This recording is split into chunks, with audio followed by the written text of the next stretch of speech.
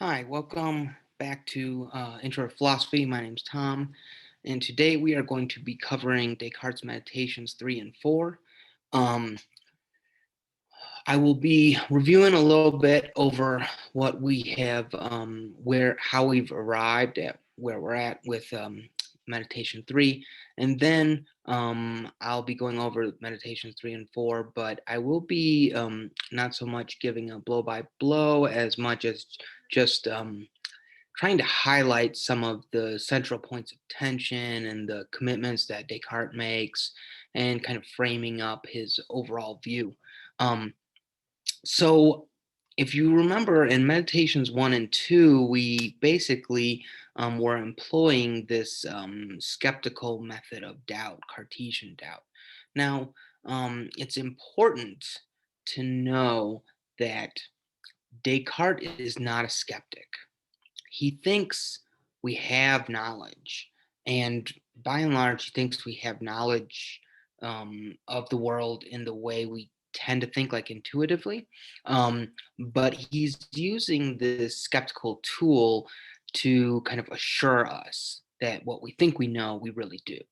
And so it's important to keep that in mind. And also, as I mentioned before, he's a rationalist. So he's going to think that it is reason that provides the real justification for our knowledge. Okay, and we'll see exactly how that works.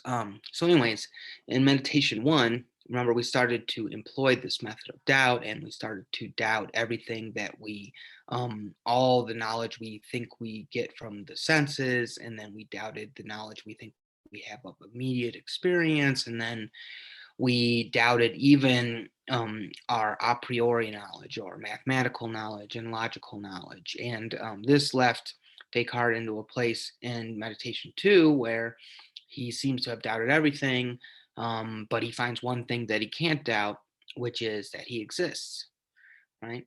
Um, and that's where we're kind of at, right? He knows that he exists, and then there's one other aspect to this, that he knows that he exists as a thinking thing.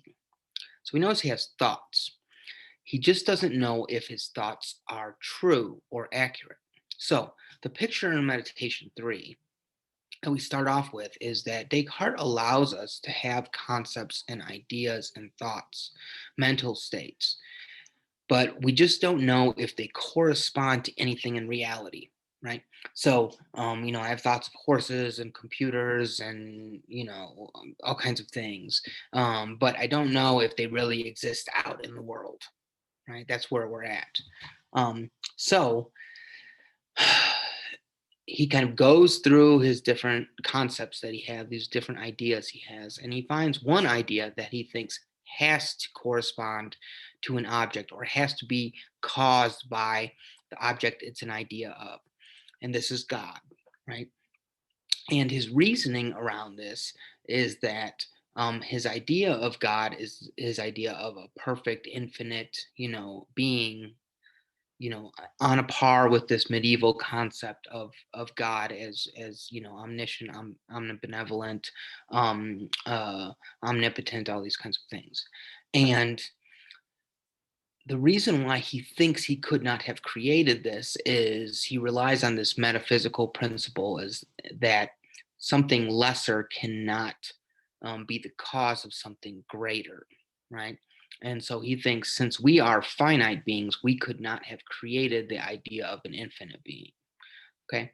Um, Now, just a note on this metaphysical principle, it is somewhat contentious, but it's important to know kind of what he means here. When he's talking about causing something, he means it in a somewhat robust fashion.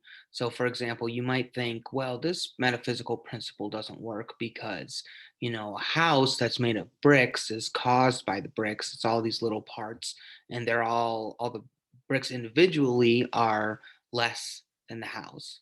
But the bricks cause the house to be a house, right? That is a different notion of cause. I think for Aristotle it would be a material cause, and so the way Descartes' thinking about this is that actually the bricks are not the cause of the house here. It's the carpenter, right, or the bricklayer, right, that is the cause of the house, because it's the bricklayer that creates the house to be the way it is. And of course, the carpenter or the bricklayer is greater than the house, because um, that bricklayer, has reason and can create another house or destroy a house or alter a house, right? It's able, he's able, the person, the creator is greater than the house in that sense. Okay, so that's the kind of sense in which something is the cause of something that is relevant to this metaphysical principle. And so for Descartes, God is our creator, right? It's not just that God kind of set us into existence, it's that God kind of fashioned us and created us with all of the components of humanity, right? In kind of like a traditional biblical sense of being a creator. So that's why he thinks that this particular idea has to correspond to an object. So at the end of meditation 3, we have lots of ideas about the world, but we have one that we know has to be right, according to Descartes. Now, um, in meditation 4, then, um, Descartes turns to justifying all these other beliefs that we have about the world. And basically, he thinks, well, if God is our creator and God created us with our faculties for reason, and we have all these thoughts about the way the world is, um, they God must have made us such that our faculties of reason would work correctly, right? And the idea is that um, the notion of God is something that's perfect. And if God were a deceiver, or to make us faulty, or to, make it so that everything that we think is false, or most of what we think is false, then that would be a kind of an inadequate creator, right? And that's not our idea of God. Our idea of God is a God that's perfect. And so based on this, he thinks that we can infer that our faculties are by and large correct, right? And what we think, or our faculties work correctly and accurately, and um, that most of what we believe is right. Okay, not most, because Descartes does leave room for error. But what Descartes thinks is that um,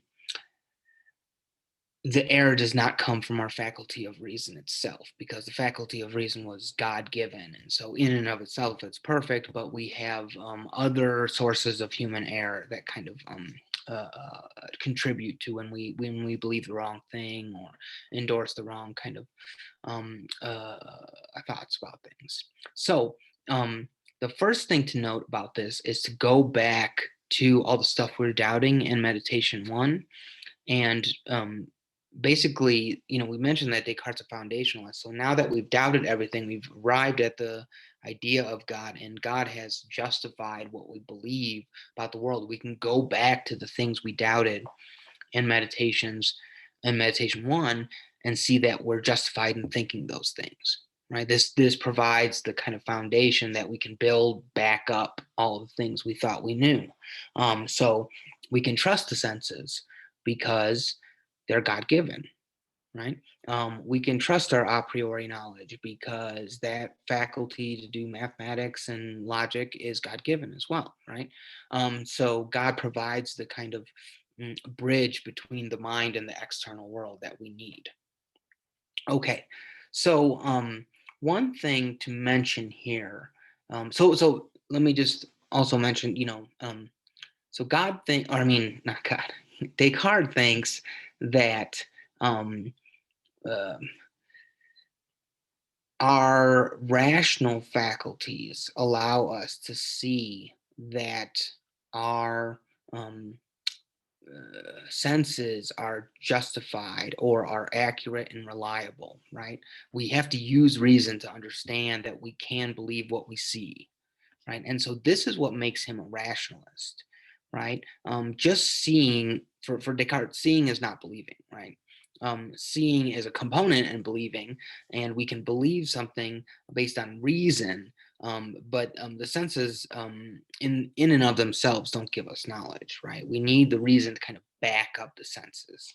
And one example of something like this is that if you just relied on what you see for knowledge, you would not be able to make certain distinctions that we do all the time. A really famous example of this is in Wilfrid Sellars' Empiricism and the Philosophy of Mind. He says, he gives the example of seeing a red hat and then seeing a white hat in red light, right? They look the same, but you can distinguish between the two because your reason gives you the proper context to make that kind of distinction, right? And so Descartes would agree with this to a certain extent, right? He thinks that we need reason to provide the context to make sure that our senses can be trusted, right? Or seeing, another example is seeing a bent stick in a cup of water, right? Looks like it's bent, but we know that it's not really bent. And it's not because it doesn't look bent, it does. It's because our rational faculties give us the context to say, well, that's the way light reflects in water, and it's different than if it's out of water.